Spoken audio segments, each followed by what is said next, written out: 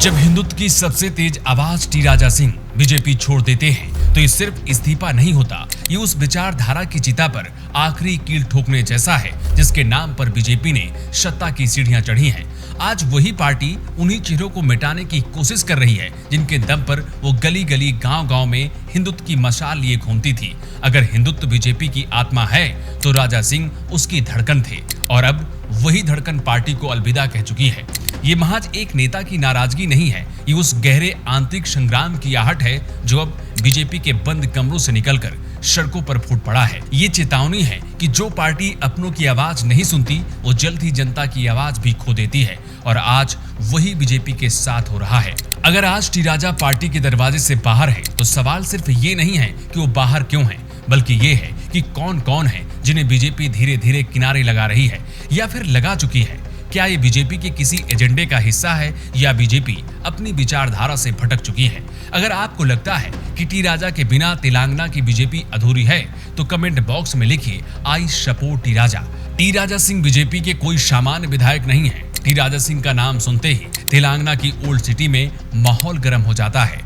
3 बार घोष महल से विधायक बनने वाले राजा सिंह के पास ना कोई जाति समीकरण था, ना ही कोई बड़ी जातिगत लॉबी। उनके पास था सिर्फ एक हथियार, कट्टर हिंदुत्व और जमीन से जुड़ी आवाज।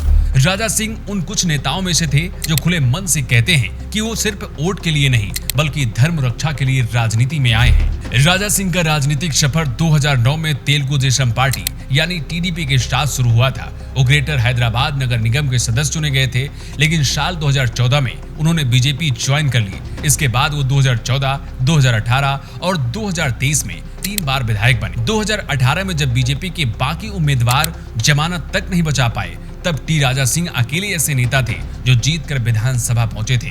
वो सिर्फ नेता नहीं थे, वो तेलंगाना में बीजेपी का हिंदुत्व का सबसे बड़ा चेहरा थे। टी राजा सिंह ने 2018 में पार्टी की सदस्यता से अचानक इस्तीफा भी दिया था। हालांकि तब पार्टी ने उनका त्यागपत्र स्वीकार नहीं किया था।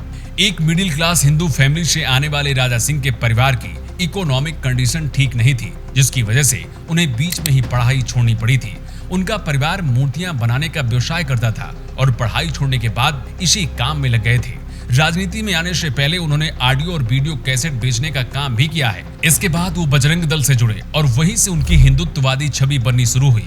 लोकल स्तर पर गौरक्षा, मंदिर संरक्षण और लव जिहाद जैसे मुद्दों पर वो खुलकर बोलते थे और यही अंदाज उन्हें बीजेपी के भीतर सबसे अलग बनाता गया। 2022 में जब नूपुर शर्मा के दिए गए बयान के बाद पूरा देश सुलग रहा था, तब राजा सिंह ने खुलकर उनका बचाव किया और तब बीजेपी ने बिना पूछे बिना सुने उन्हें पार्टी से सस्पेंड कर दिया था। न जांच न संवाद, सीधा सस्पेंशन। ठीक वैसे ही जैसे इसके पहले नूपुर शर्मा को बीजेपी ने पार्टी से बाहर का रास्ता दिखाया था। आपके लिए यहाँ ये भी समझना जरूरी है कि बीजेपी वही पार्टी है जिसने कभी राम रथ यात्रा का नेतृत्व किया था, जो बाबरी आंदोलन की लहर पर सवार होकर सत्ता तक पहुंची थी। लेकिन अब वही पार्टी अंतर्राष्ट्रीय दबाव, अरब देशों के गुस्से और कॉर्पोरेट इमेज की चिंता में अपने सच्चे कार्यकर्ताओं को ठुकरा रही है। हालांकि निलंबन के बावजूद भी राजा सिंह रुके नहीं और सोशल मीडिया पर अपने सियासी विरोधियों को पटकनी देते रहे। लेकिन दिल्ली दरबार की निगाहों में वो अब अनुशासनहीन बन चुके थे, लेकिन अपने चाहने वाले और हिंदुत्व के लिए वो हमेशा खड़े रहे। हालांकि 2023 के विधानसभा चुनाव से ठीक पहले पार्टी ने उन्हें पार्टी में वापस बुला लिया और वो बीजेपी के सिंबल से विधायक बने। लेकिन 2024 आते आते साफ हो गया कि वो आपसे सिर्फ दिखावटी थी। राजा सिंह पार्टी की अगली रणनीति में कहां खड़े होंगे, इस पर दिल्ली से कोई स्पष्ट संदेश नहीं था। ना तो उन्हें संगठन की बैठकों में बुलाया गया और ना ही प्रचार में कोई बड़ी जिम्मेदारी दी गई। जब तेलंगाना बीजेपी अध्यक्ष पद के लिए टी राजा सिंह ने खुलकर दावेदारी की तो पार्टी ने उन्हें नजरअंदाज करके रामचंद्र राव को चुन लिया। ये उन हजारों कार्यकर्ताओं की हार थी जो हिंदुत्व की आग लेकर गांव-गांव घूमते हैं, जिन्हें राजा सिंह जैसे नेताओं से प्रेरणा मिलती है। बीजेपी के फैसला राजा सिंह ही नहीं बल्कि लाखों वफादार कार्यकर्ताओं के लिए एक बहुत बड़ा झटका था। राजा सिंह की बगावत बीजेपी के लिए चेतावनी है, क्योंकि जब विचारधारा के सबसे वफादार लोग सवाल पूछने लगे तो पार्टी को सिर्फ संगठन नहीं, आत्मा की भी समीक्षा करने की जरूरत है। मौजूदा समय में बीजेपी की टॉप लीडरशिप यानी मोदी शाह अब ऐसे नेताओं को पसंद करते हैं जो ज्यादा विवाद न फैलाएं और पार्टी की छवि को सीरियस और स्थिर बनाकर रखें। राजा सिंह जैसे नेता जो खुले मंच में तीखे बोल बोलते हैं, अब वो पार्टी की नई इमेज में फिट नहीं बैठते। बीजेपी अब ये दिखाना चाहती है कि वो सिर्फ नारेबाजी वाली पार्टी नहीं है, बल्कि एक अनुशासित संगठन है। इसलिए जो भी नेता पार्टी लाइन से हटकर बोलेगा उन पर सीधी कार्रवाई की जाएगी। राजा सिंह का बीजेपी से बाहर जाना हजारों जमीनी कार्यकर्ताओं के लिए एक सदमे जैसा है। वैसे तो पार्टी ये चाहती थी कि वो चुपचाप बाहर चले जाए, लेकिन राजा सिंह ने फिर से आवाज बुलंद रखी और उन्होंने साफ कहा कि संगठन से बाहर हो सकता हूं, लेकिन अपने धर्म और सिद्धांत से नहीं हट सकता हूं। 30 जून 2025 को उन्होंने ट्विटर हैंडल से लिखा, मैं बीजेपी छोड़ रहा हूं, लेकिन विचारधारा नहीं। उन्हें इस पत्र में प्रधानमंत्री मोदी, अमित शाह और जेपी नड्डा को टैग करते हुए पूछा कि क्या अब पार्टी में राष्ट्रवाद और हिंदुत्व की कोई जगह नहीं बची है। राजा सिंह अकेले ऐसे नेता नहीं हैं जिन्हें एक समय के बाद साइडलाइन किया गया है।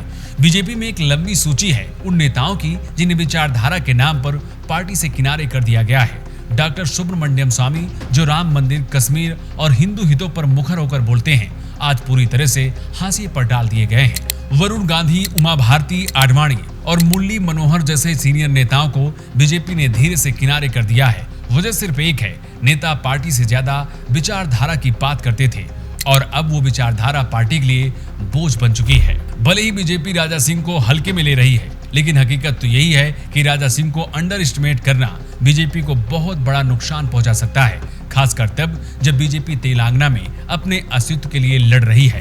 राजा सिंह के इस्तीफे के बाद सोशल मीडिया पर तूफान मचा हुआ है। I support T Raja Singh trend करने लगा है। ट्विटर, फेसबुक, टेलीग्राम पर हिंदूवादी समूहों ने बीजेपी पर सीधा हमला बोल दिया है। लोगों ने लिखा है, अब ये पार्टी सिर्फ सत्ता की भूखी रह गई है। जो पार्टी अपने सच्चे सिपाहियों की कद्र नहीं करती, इतिहास उसे जल्दी भुला देता है। तो क्या यह बदलाव बीजेपी को तेलंगाना में मजबूत करेगा या अंदर से और खोखला बना देगा?